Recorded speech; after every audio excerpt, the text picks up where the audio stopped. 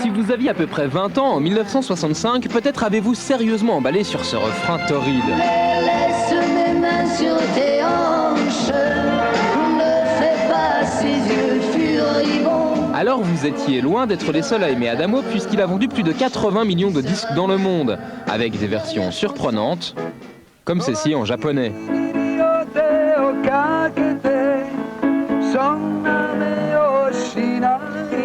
Et avec un tel succès international, il a donc de nombreux fans, souvent d'un certain âge, c'est vrai, et parfois même du genre Latin Lover. Je suis moi-même très latin.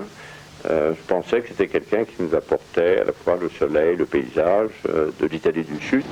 Mais depuis, on aurait pu craindre qu'il soit un peu tombé dans l'oubli. Pourtant, il n'a jamais cessé de faire des disques et aujourd'hui, il a même réussi à sortir son premier roman. Enfin bon, il faut dire que l'éditeur n'était pas non plus tout à fait impartial.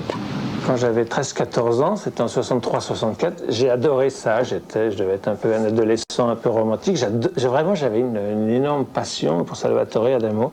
Et j'ai reçu ce manuscrit. Et puis je lui ai dit, allons-y. Alors pour trouver son bouquin, nous sommes allés à la Fnac au rayon des variétés. Là, il y a bien Gilbert Bécaud, Enrico, mais pas d'Adamo. On se dit alors qu'on nous aurait menti, mais à l'étage littérature française, à côté de Hugo, Giono et Ionesco, qui est là, Adamo, qui ne s'adresse pourtant pas à la même clientèle. Il n'a pas choisi la facilité, notre ami Salvatore Adamo, parce qu'en fait, il a écrit un roman. Je pense qu'il aurait eu plus de succès, plus de visibilité ou plus de notoriété s'il avait écrit tout bonnement un livre de souvenirs. Alors, pour se faire une idée de ce que pourrait en penser la clientèle de la littérature française, nous avons appelé la presse spécialisée. Figaro littéraire, bonjour. Bonjour, est-ce que vous avez lu le livre d'Adamo? C'est un homme bien sympathique, mais enfin bon, en cette fin d'année, hein, c'est plutôt la littérature. Bonjour, je suis bien au magazine littéraire. Bonjour. Il y a quelqu'un chez vous qui l'a lu? Non. non, pas sur place. Allô, les Inrecuptibles? Vous pensez que personne l'a lu à la rédaction? Oui, je doute qu'on ait pu le lire, ouais. D'accord. Effectivement, Adamo, ça pourrait être le meilleur roman du siècle. Ils traiteraient ça avec mépris. Pourquoi? Parce que c'est Adamo, parce qu'ils n'aiment pas Adamo chanteur, parce que pour eux c'est ringard, parce que pour eux c'est doucereux, etc. Je trouve ça assez lamentable. Cependant, on a trouvé un journaliste consciencieux à l'Express, mais bon, pas très emballé. Moi, j'étais un petit peu déçu, parce que je pense que le livre est trop gros et il s'égare un petit peu dans des digressions qui s'enlisent un petit peu. Mais bien que la presse boude son livre, Adamo peut quand même se rassurer. En cherchant un peu, il doit forcément avoir quelques lecteurs déjà conquis. Mais bien sûr qu'on va jouer sur la nostalgie, bien sûr qu'il y a des gens comme moi le premier, pour qui c'est la nostalgie. Et la nostalgie, ça a du bon. Car mine de rien, Adamo a déjà vendu 26 000 romans. Salvatore Adamo, bonsoir. On est ravis que vous soyez là. Et c'est pas de la flagornerie, vous êtes certainement l'un des plus gentils chanteurs que je connaisse. Je ne sais pas. J'en connais d'autres très gentils aussi. Qui? Des noms. Ah bah oui, hein, Pierre Perret. Je le connais pas. C'est pas pareil. Cabrel, Souchon. Je le connais pas. Remarque, je connais personne, peut-être c'est pour ça. En tout cas, on se connaît plutôt pas mal. Oui. Et c'est pas une fausse image. Vous êtes un vrai gentil. Non, je ne sais pas moi le dire. Moi, je vous le dis. Mais vous avez vu dans notre micro-trottoir en début d'émission, les gens, et spécialement les jeunes, ils connaissent pas votre répertoire. Est-ce qu'aujourd'hui vous êtes fait une raison là-dessus ou alors vous voulez les conquérir, vous dites bon c'est trop tard, j'avais un public, j'ai vendu, on va le dire. Vous avez vendu 90 millions de disques, donc autant le dire, vous entendez Bruno, 90 millions de disques. Il chante depuis 30 ans. Plus, 38 ans. 38, mais 90 millions, il va falloir se rhabiller hein, quand même. Hein. Mais j'ai eu la chance d'en vendre un peu à l'étranger. Beaucoup à l'étranger, on va y venir. Mais là, vous dites, bon, j'ai un public, j'ai une clientèle qui m'aime et qui m'aime toujours, et les jeunes, tant pis, ou alors vous voulez les conquérir, ceux-là? Mais en fait, je ne m'en suis pas soucié, si je puis dire. Il y a eu depuis une dizaine d'années une espèce d'engouement pour les chansons des années 60. Je pense que les parents ont chanté les chansons de ces années-là à leurs enfants parce que peut-être elles exprimaient Les enfants, regardez, on a été faire un nouveau petit micro-trottoir, on leur a mis, vous permettez monsieur, dans les oreilles, regardez là-bas, comme ça on vous verra en même temps, et regardez l'impact que vous avez aujourd'hui sur la nouvelle génération.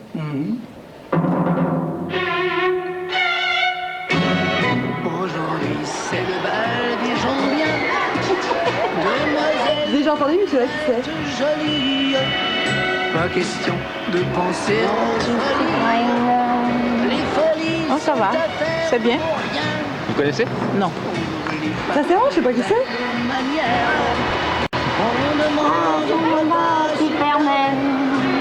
Ouais, c'est marrant. Bah, c'est le petit sympathique, là, le petit belge. Ça nous va? Permettez, monsieur. Je pense que c'est plus compris. Et bien qu'il me sourie, Je sens bien qu'il se méfie. qu'il se méfie. Non, ça va, ça sonne bien, quoi. J'écoute pas ça, quoi. Monsieur. Non, c'est trop sage. Pas dit, attendez, moi j'ai passé l'âge des booms aussi. Adamo Juste avant le mariage. C'est quoi cette chanson? C'est un truc débile, c'est un canular, non?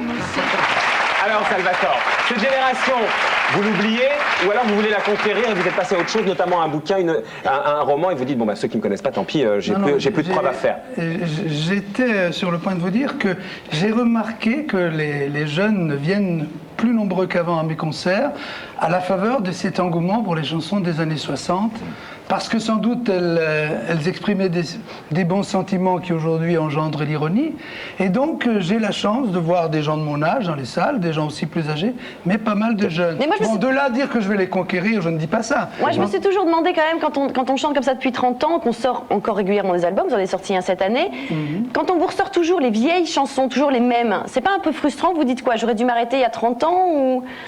Non, parce que je suis conscient de devoir beaucoup à ces chansons, je le regarde beaucoup de tendresse, mais j'ai aussi la chance, c'est vrai qu'il y a peut-être une disproportion, un décalage entre le public qui vient me voir sur scène et le public qui achète mes disques. C'est qui le public qui achète vos disques aujourd'hui, Salvatore Adamo? Bon, il y a des fidèles, des gens qui ont mûri avec moi, mais ce que je voulais dire, c'est que bon, le dernier album, j'en ai vendu une 50aine de milliers, ce qui n'est pas extraordinaire, mais au départ, c'est quand même ce qu'on appelle un fanbase intéressant.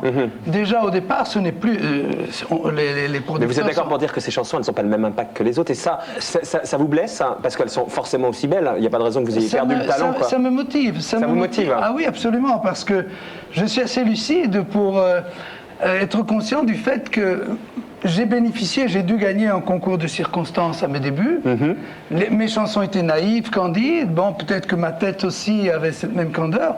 Aujourd'hui, je chante des thèmes peut-être plus graves. Et moi, ma motivation, c'est d'en imposer une de ces dernières. Justement, là-dessus, Salvatore, moi, ce qui m'hallucine, c'est que quand on les écoute, vos chansons, elles sont toutes sauf candides. Vous avez pris parti ouvertement, notamment dans votre vie. D'ailleurs, je crois que vous avez été ambassadeur de l'UNICEF, je crois. Je le suis toujours. Je vais passer Noël en Afghanistan. Là, vous êtes très engagé. Vous avez fait des chansons, je crois, sur l'Espagne franquiste, ou en tout cas vous êtes engagé contre évidemment, l'URSS, le Liban, la Bosnie, et Inch'Allah, évidemment, magnifique Inch'Allah. Et quand on pense Salvatore Adamo, on pense quoi? Le chanteur, pour ceux qui sont plutôt sympas, qui disent naïf, hein, et pour ceux qui sont plutôt méchants, qui disent un peu niais, quoi, on va dire. Et comment ça se fait que cette image-là qu'on a de Salvatore Adamo, c'est le naïf, on va dire, pour être gentil, parce que c'est ce qu'on pense, et pas du tout l'homme engagé? Ça, vous êtes forcément frustré de ça, parce que c'est pas ce que vous êtes. Hein. Il y a un malentendu, sans doute. Un grand malentendu. Depuis quelques années, j'ai eu la chance de voir des articles parlant de moi dans des journaux qui se veulent assez critiques et tout. Et j'ai même lu dans Le Monde que finalement, je n'étais peut-être pas l'imbécile heureux qu'on croit. Ça fait plaisir. Mais vous avez vu dans le petit reportage qu'on a fait de Gaël Legras, là, vous êtes là pour nous parler d'un roman, et on va y venir tout de suite. Un roman, et pas du tout... C'est le micro qui tombe. Bah alors, mais pas du tout une autobiographie. D'ailleurs, on va venir à la une, parce que c'est bizarre quand même de vous être mis. On a l'impression quand même d'être en décalage. C'est un roman, mais ça ressemble presque à une autobiographie, et dans le titre et dans le look du bouquin. Mais vous avez vu, quand on appelle comme ça les rédactions les unes derrière les autres pour leur dire, vous avez pensé quoi du livre de Salvatore Adamo? Ils ne donnent même pas la peine de le lire, parce que votre image, c'est bon, non, si Adamo fait un livre, c'est que ça peut pas être intéressant. Ceux qui le lisent, notamment Marianne, ils en disent du bien. Mais pour tous les autres, ils ont dit que j'ai pris le risque d'écrire un vrai livre. Et alors, comment vous vivez cette ironie permanente, finalement? Mais encore une fois... presque méprisante. J'ai pris ce bouquin comme une récréation. J'ai pris beaucoup de plaisir à l'écrire. J'ai pu rendre des hommages, j'ai pu parler de mes parents, d'amis disparus. Il y a, je pense, assez bien d'humour. Et j'étais même prêt à ce qu'il ne sorte pas. Ouais. Franchement, il a fallu un concours de circonstances assez heureux pour qu'il arrive au comité de lecture d'Albin Michel. Et voilà. Non mais si Albin Michel l'impact avait... aujourd'hui, l'impact d'un petit milieu qui ironise sur le fait que Salvatore Adamo sorte un bouquin. Vous en foutez? Je m'en fous, je le savais au départ. Mais je me suis dit que si Albin Michel l'accepte, comme en plus je suis un tout petit peu connu, s'il avait refusé, c'est qu'il aurait été vraiment très mauvais.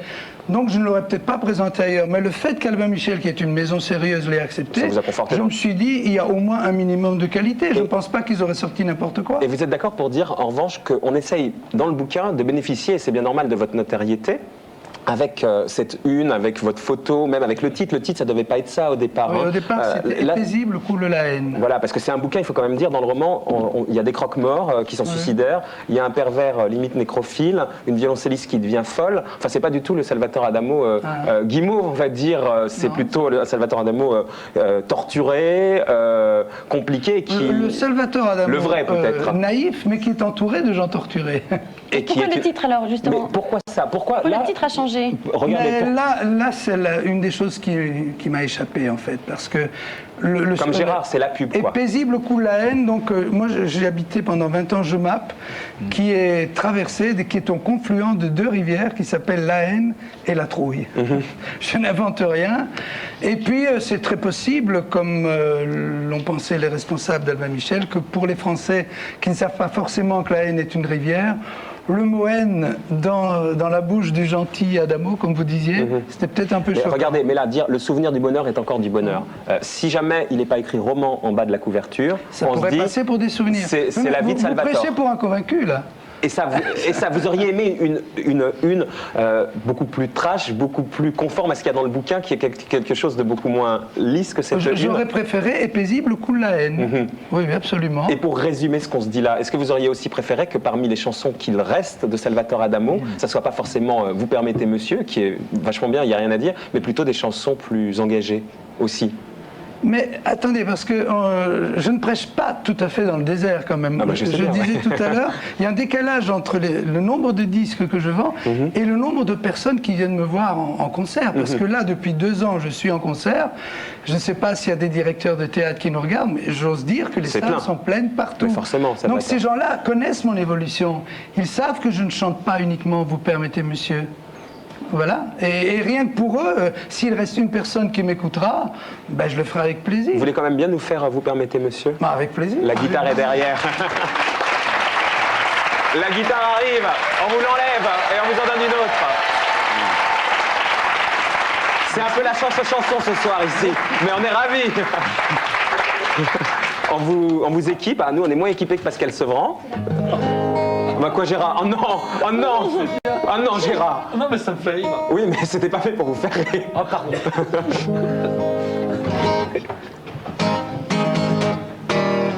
Aujourd'hui c'est le bal des gens bien. Allez Gérard. Demoiselle que vous êtes jolie. Pas question de penser aux folies. Les folies sont affaires de vos rien. On n'oublie pas les belles manières. On demande au papa s'il permet. Et comme il se méfie des gourmets, il vous passe la muselière. Vous permettez, monsieur, que j'emprunte votre fille. Et bien qu'il me sourie, moi je sens bien qu'il se méfie. Vous permettez, messieurs, nous promettons d'être sages, comme vous l'étiez à notre âge, juste avant le mariage. Une chanson engagée, Inch'Allah. Moi c'est ma préférée de votre répertoire. Moi c'est ma préférée. Inch'Allah. Et Bruno, il faut... Allez-y aussi, elle est vachement belle. Allez-y. J'ai vu l'Orient dans son écrin, avec la lune pour bannière, et je comptais en un quatrain chanter au monde sa lumière.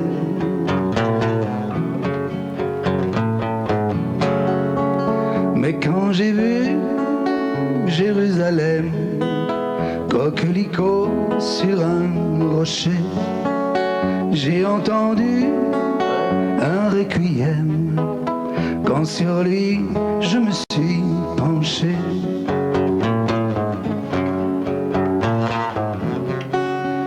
Ne vois-tu pas, humble chapelle, toi qui murmures paix sur la terre, que les oiseaux cachent de leurs ailes ces lettres de feu, danger, frontière. Mais voici qu'après tant de haine, fils d'Ismaël et fils d'Israël, libère d'une main sereine une colombe dans le ciel. Inch'Allah, Inch'Allah, Inch'Allah, Inch'Allah. Merci beaucoup Salvatore Adamo, merci. Et moi, j'encourage à acheter ce livre. Je peux barrer le titre. Je barre le titre parce que c'est pas à la hauteur de ce qu'il y a à l'intérieur. Et ce qui est à la hauteur, c'est un vrai roman. Il est signé Salvatore Adamo. Et comme quoi, il ne faut pas se fier à des images fausses. Salvatore Adamo, comme vous avez dit, c'est quoi? C'est un malentendu éventuellement pour Sans doute que je compte dissiper un jour. C'est comme Laurent Voulzy, vous parlez dans le micro alors que vous en avez un. Ça, c'est le réflexe du chanteur. Mais en tout cas, en Belgique, les critiques ont pris la peine de le lire et il marche très bien en Belgique. Et en France aussi, 26 000 quand même. Oui, c'est bien. 26 000 vendus, ça n'arrive pas tous les jours quand même. Merci beaucoup Salvatore, vous Merci. restez le même surtout. Merci. On va laisser le mot de la